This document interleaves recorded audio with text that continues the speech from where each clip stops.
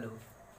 हम 10th class के NCERT के मैथ लेकर के आए हैं और 10th के फिजिक्स, केमिस्ट्री, बायो, मैथ चारों सब्जेक्ट का वीडियो लाएंगे। पहले वीडियो देखिए, अगर वीडियो अच्छा लगे तो लाइक, सब्सक्राइब तथा अपने जान पहचान के ग्रुप में शेयर कीजिए ताकि 10th की तैयारी करने वाले सभी बच्चों के पास वीडियो पहुँचे और सभी को लाभ मिले। इससे चलिए हम त्रिकोणमिति लेकर के आए हुए हैं। त्रिकोणमिति का डिफिनेशन होता है कि मैं गणित की वह शाखा जिसके अंतर्गत कोण तथा उसके समस्याओं के बारे में जानकारी प्राप्त करते हैं, उसे हम त्रिकोणमिति कहते हैं। चलिए, ये तो डिफिनेशन हो गया। आते हैं समकोण त्रिभुज में एक कोण 90 डिग्री का होता है। 90 डिग्री यानी समकोण और दो कोण न्यून कोण होता है। ठीक है, अब कोण के ऊपर डिपेंड करता है, यानी जो कोण हमारा थीटा रहता है तो थीटा के ठीक सामने वाले को हम लंब कहते हैं। उसके बाद तीन भुजाओं में से तीसरा जो भुजा होता है जो सबसे लंबी रहती है उसको हम कर्ण कहते हैं, तथा दो छोटे छोटे भुजा थे उसको लंब और हम आधार कहते हैं। तो लंब हम किसके आधार पर चुनते हैं कि थीटा के ठीक सामने वाले भुजा को हम लंब कहते हैं और जो बड़ी भुजा रहती है उसको कर्ण कहते हैं और तीसरी भुजा को हम आधार कहते हैं। अब आते हैं थोड़ा सा कि ये जो एबी भुजा है इसको हम लंब कहते हैं, इसको इंग्लिश में परपेंडिकुलर कहते हैं। तो इसको इंग्लिश में परपेंडिकुलर कहते हैं, तो इसमें जो इंग्लिश लेटर का जो फर्स्ट लेटर रहता है उसी से हम लंब को सूचित करते हैं, यानी परपेंडिकुलर होता है तो पी से सूचित करते हैं इसको, यानी डिनोट करते हैं। फिर सेम टू सेम वही होता है आधार का। आधार में भी बी होता है बेस, तो आधार को हम बी से डिनोट करते हैं। और तीसरा होता है भुजा कर्ण, यानी हाइपोटेनस, यानी एच है हाइपोटेनस में, तो इसको हम एच से सूचित करते हैं। अब आते हैं त्रिकोणमितीय निष्पातियां के बारे में जानते हैं। तो इसमें क्या होता है, इसमें फार्मूला होता है, ये इंपॉर्टेंट फार्मूला है, आप लोगों को याद रखना चाहिए और हमेशा ये आपको 10th, 11th, 12th यानी सभी में ये काम देने वाला है। तो आपको ये देखिए ध्यान से, यानी साइन थीटा इक्वल टू, हम इंग्लिश और हिंदी दोनों में हम लिखते हैं। अब देखिए, यानी sine theta equal to P बटा एच, यानी ई होता है लंब बटा कर्ण। दूसरा होता है कॉस थीटा, यानी बी बटा एच, यानी बेस बाई हाइपोटेनस, यानी आधार बटा कर्ण। ठीक, तीसरा होता है टेन थीटा। टेन थीटा में होता है पी बाई बी, यानी परपेंडिकुलर बाई बेस, यानी लंब बटा आधार। आइए अब देखिए, इस साइन का उल्टा होता है, साइन का जस्ट उल्टा होता है क्या, कोसेक। कोसेक थीटा, यानी जस्ट इसके उल्टा, यानी कर्ण बटा लंब, यानी हाइपोटेनस बाई परपेंडिकुलर, कर्ण बाई लंब। चलिए 5 नंबर देखा जाए, यानी कोस का जस्ट उल्टा होता है सेक थीटा, यानी एच बाई बी, यानी ये हो जाएगा कर्ण बाई आधार। टेन का उल्टा होता है कॉट थीटा, यानी बी बाई पी, यानी आधार बटा लंब, आधार बटा लंब। ये हमारे त्रिकोणमितीय निष्पातियां हुआ। ये बहुत इंपॉर्टेंट होता है हमारे त्रिकोणमिति के निष्पातियां निकालने के लिए, यानी मान निकालने में, यानी लंबाई, लंब का मान कितना है, लंबाई कितना है, कर्ण की लंबाई कितना है और आधार का लंबाई कितना है, ये हम इससे ही निकालते हैं। चलिए ये तो हो गया, आप इसको उतारिए।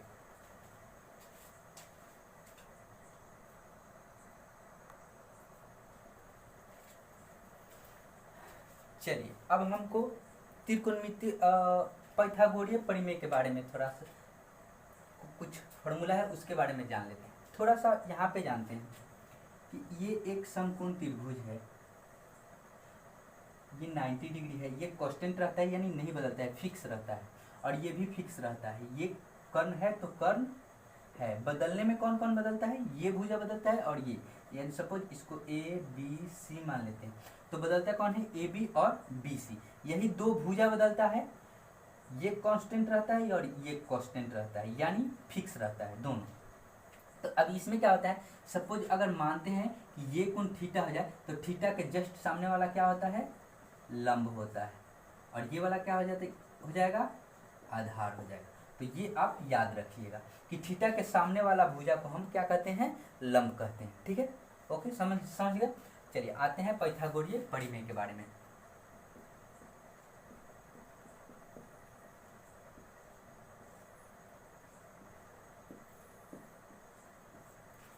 ठीक है, तो एक नंबर देखते हैं कि सपोज मान लीजिए कि कर्ण और आधार दिया रहे, अगर ये लंब निकालना हो तो कौन सा फॉर्मूला लगाएंगे, तो इसको देखते हैं। तो इसको लिखेंगे लंब के स्क्वायर इक्वल टू होता है कर्ण के स्क्वायर माइनस होता है आधार का स्क्वायर। हम इसका इंग्लिश भी लिखते चलते हैं, यानी पी स्क्वायर इक्वल टू होता है H square minus B square. इसी को दूसरे फॉर्म में लिखते हैं, देयरफॉर लंब इक्वल टू, ये स्क्वायर है, जब बराबर के इस साइड भेजते हैं तो ये होता है रूट, यानी रूट अंडर कर्ण के स्क्वायर माइनस आधार के स्क्वायर। जस्ट इसके इंग्लिश वाला जैसे ही होता है, P equal to root under H square minus B square. चलिए दूसरा देखते हैं कि सपोज लंब दे दे और कर्ण दे दे, आधार निकालना हो तो कैसे निकालेंगे, तो इसका फॉर्मूला होता है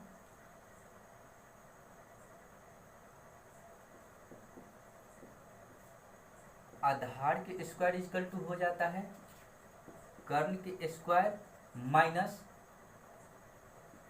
लंब के स्क्वायर। इसका होता है B square equal to H square minus P square.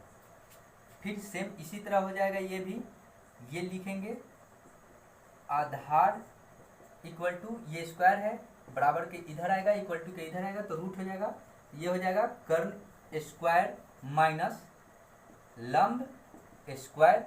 फिर इसी तरह इसको भी लिख देंगे इंग्लिश में root under H square minus P square.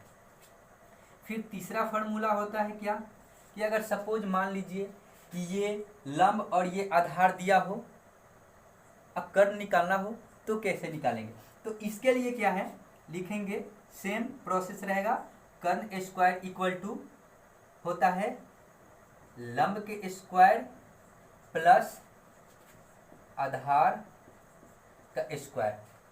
इसको इंग्लिश में लिखेंगे h square equal to p square plus b square. Same ये साइन लिखेंगे, इसलिए कर्ण square equal to root under लंब का स्क्वायर प्लस आधार का स्क्वायर।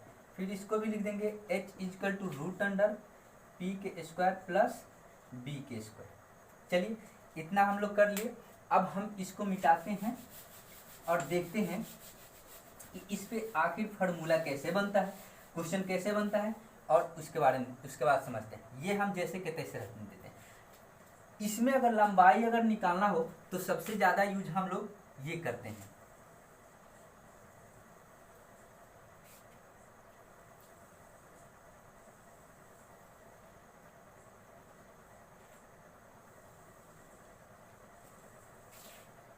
इसको हम यूज करते हैं। लेकिन जब फार्मूला प्रूफ करने की बात आती है तो ये वाला हमको याद रखना पड़ता है। तो अगर सपोज मान लीजिए कि हम ये वाला याद कर लेते हैं तो ये वाला ऐसे ही याद हो जाएगा, अगर ये याद कर लेते हैं तो ये वाला याद हो जाएगा, ये करते हैं तो ये याद हो जाएगा। तो चलिए हम इस पे क्वेश्चन एक देख लेते हैं। सपोज मान लीजिए ये एक समकोण त्रिभुज है, ठीक है, इसका नाम पे है BCD। ये कोण थीटा मान लेते हैं, ठीक है।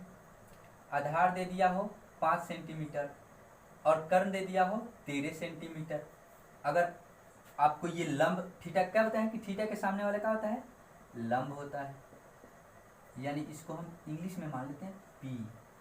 E हो गया आपका H इक्वल टू 13 और ये हो गया B इक्वल टू कितना हो गया 5 सेंटीमीटर। तो आपको P निकालना है। तो यहाँ पे एक बार लिख लीजिए क्वेश्चन है,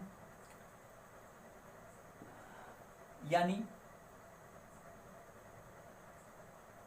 CD इक्वल टू आपका 5 सेंटीमीटर और BD इक्वल टू 13 सेंटीमीटर और BC इक्वल टू निकालना है, ठीक है।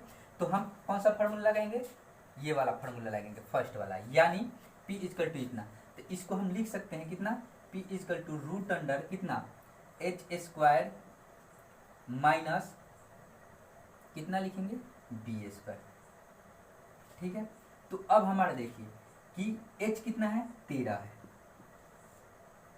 13 है, यानी इसको 13 के स्क्वायर लिखेंगे माइनस 5 के स्क्वायर लिखेंगे, ठीक है। अब इसको लिखेंगे 13 में 13 से गुना करेंगे तो कितना हो जाएगा 169 माइनस 5 में 5 से 5 में 5 से करेंगे तो 25 आएगा। अब इसको जब हम माइनस कर देंगे तो ये कितना आएगा 144।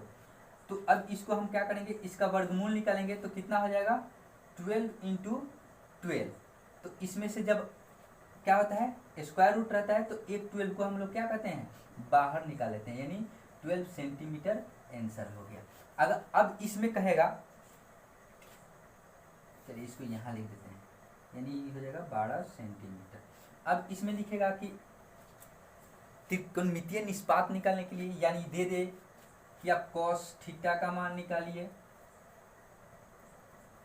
सेक थीटा का मान निकालिए, आप कॉट थीटा का मान निकालिए।